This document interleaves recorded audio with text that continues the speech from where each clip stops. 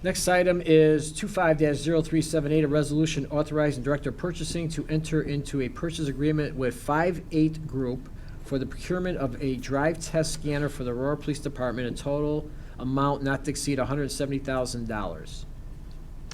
Good afternoon, Chairman. Good afternoon, Finance Committee. Lieutenant Bill Rowley, I'm the Aurora Police Department's Administrative Services Lieutenant.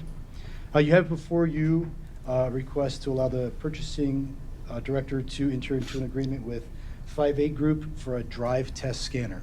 So if I could, I'll take a few minutes to explain what that is and what our general purpose is. A lot of this is proprietary and or sensitive information related to ongoing criminal investigations, so I may have to be somewhat guarded with some of that information that's not suitable for regular public consumption. But in essence, when we have something like a wanted fugitive or a missing and endangered person or some other critical time relevant incident, one thing that the Aurora Police Department has learned, and many police departments across the nation has learned, that cell phone data is a very valuable piece of data that we can use to locate wanted fugitives. We can either prove or disprove someone's presence at or near a crime scene, and we can also use this technology to track down people who have wandered away from nursing homes or caregivers, children that have gone if they have a cell phone with them, things like that. We currently have a piece of software we call Trax. Trax allows us to sort of single in on cell phone location, geolocations based on cell phone tower signals. That's a very rudimentary, by comparison, a fairly rudimentary technology. In other words, if Trax were used to look at where I'm standing here based on the cell phone in my pocket, it would ping to the nearest tower and tell the police department that I'm within maybe a mile or two or a couple of miles of that cell phone tower. In an incident that requires an urgent response or a critical response, a mile or two in police terms is a fairly wide berth. This is actually a piece of hardware that we can bring out to a crime scene, or we can use in real time, that gives us a very, very precise location of where that cell phone is. It also allows us to do other regular analysis of the cell phone network here in the city.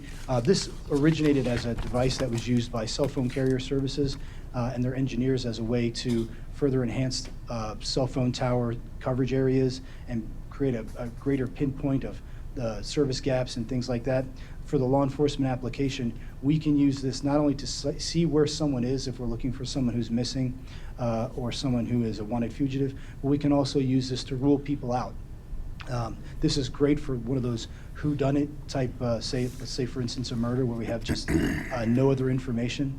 We can rule folks out as suspects based on their lack of presence via the cell phone network. Typically, if we don't have a technology like this available to us, our only other recourse is to ask the cell phone companies to provide information. This also, by the way, also requires a later subpoena, search warrant, other legal documents that would require us to follow a certain legal process to obtain evidence that could be usable in court. This is meant for the here and now when we're in a crisis and we're trying to find someone quickly before they're further endangered or before they escape prosecution, things like that. Cell phone data is, absent any other eyewitness data, it's our #1 source of data in most investigations. So when we use this information, we can gather all the tools that we need to make a presentation to a judge for a search warrant, or we can make presentations to cell phone carriers with a subpoena to obtain further records. What this also does, this drive test scanner does, is it's a verification tool for the software that we already have in place. As with most things that are involving evidence, the judicial system requires, and in some cases demands, that we be able to verify as a secondary source evidence that we obtain that's not, for instance, I would use the example of, say, blood evidence from a crime scene. We can take that blood evidence, but that blood evidence would have to be verified through a crime lab, or drug evidence would have to be verified through a drug lab and things like that. Digital evidence is no different. We can obtain that evidence on the spot, but it has to be later verified through a process, and we have to have expert witnesses that can testify. We have a resource available to us that can do this as an outsourced, subcontracted employee, for instance. That person charges about $8,000 per incident, and the wait time is usually 5 to 6 months before we can get any type of usable data back. And now if you think about a missing and endangered person, 5 or 6 months is certainly an unconscionable amount of time. in terms of a wanted fugitive or a crime scene that's ongoing and developing. The old adage of the first 48 hours is more or less a true measure of how rapidly we can obtain evidence and therefore make an arrest or locate a person that's wanted, or quite frankly, to discard someone who we shouldn't be looking at as a suspect so closely. So I'm free to answer any questions you might have as long as I can. So Lieutenant, we're purchasing this, right? Yes, our plan is to purchase this using asset forfeiture funding, drug funds. So is there like a warranty with this, or? Yes. Okay. Yes, it comes with a warranty. It also comes with a period of training and certification. Okay. So the folks that would be using this, members of the Aurora Police Department, would be certified to the point where they would be able to testify in court. Any warranty failures or anything like that would be handled as part of the service agreement with the contract. Do we know how long, I guess this technology, you never know how long it's supposed to last before it either becomes obsolete or you got to get a new one or anything like that? Do we? That's a question I don't have. Yeah, an answer to. sometimes you just don't know because everything's Right. relatively new. There's no historical perspective on Correct. it. But okay, That's all right. correct. Any other questions? Yeah. Alderman Buck. It really looks, I mean, like it is a great tool.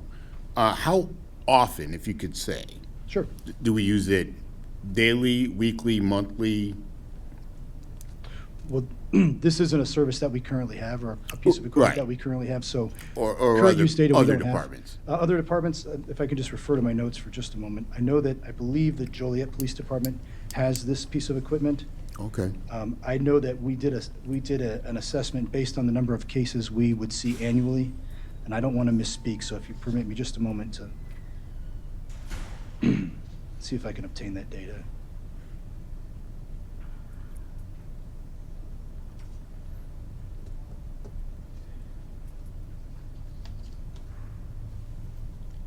I have so much paperwork here to sort through. Thank you for your patience.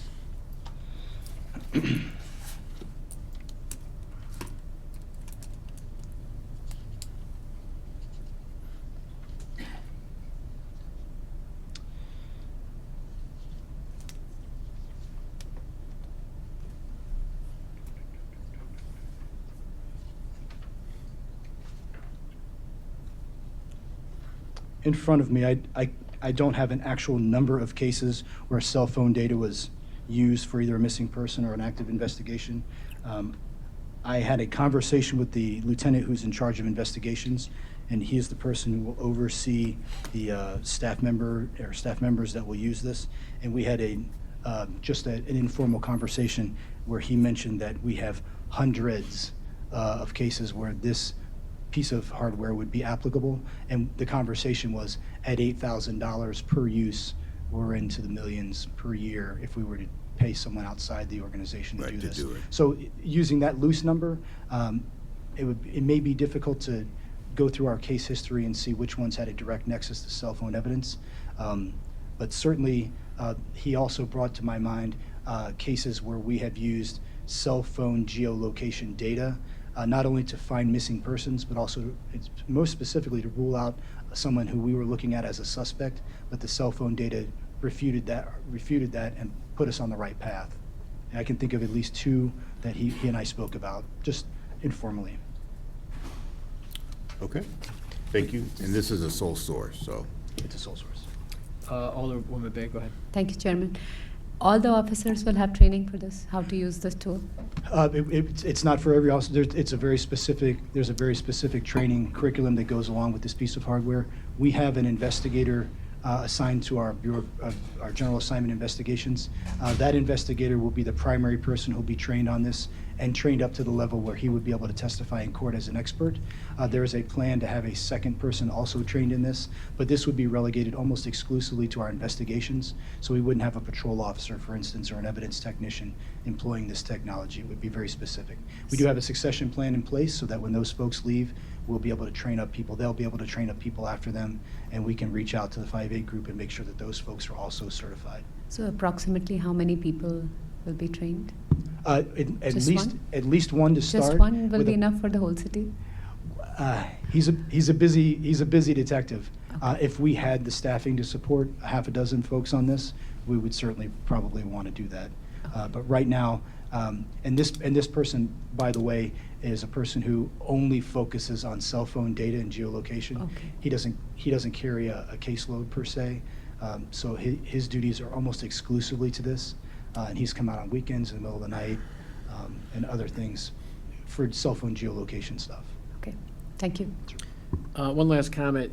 We always like to have pictures, so for the committee of the whole meeting, can you take a picture of that and throw it into the package? If I can find a picture of it, or if they will provide a picture of You it to can even me, draw one with a crayon and take a picture of that, just as long as we have it, know what it looks Alderman like. Franco, I'd be glad to do whatever you I ask. appreciate that. Thank you so much. Any other comments? Yeah. Motion to. I'm sorry. Oh, you got it. Alderman Nunez.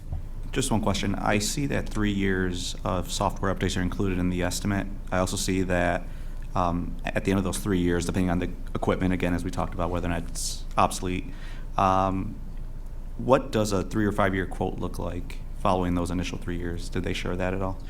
We don't have information on what happens after that 3 years. Okay. Our plan would be to continue the service, Hmm. so long as it's a profitable and justifiable expense. If at the end of 3 years, perhaps something more efficient or even less expensive comes along as technology develops, we are always amenable to looking at sort of what's the best thing out there for the community. And I think our plan is probably to continue to use drug funds to support this for as long as we're able to. Appreciate it. Thank you. Anybody else? Yeah, and just Alderman Bud, go for ahead. reference, Sure. this is a sole source, so you don't have comparatives here. There are other companies, certain things that the police dealing with. We go through special contracts and we have a sole provider. So they're for now they're it. So in 5 years, there could be 10 people, bidding. But right now it's a sole source. Well said. I guess one question on that. Is this a sole source because this is like a newer form of technology, or are there other sources that we expect to exist in the future, or is this just like a new thing? Well, part of this is that the technology in a law enforcement application is new.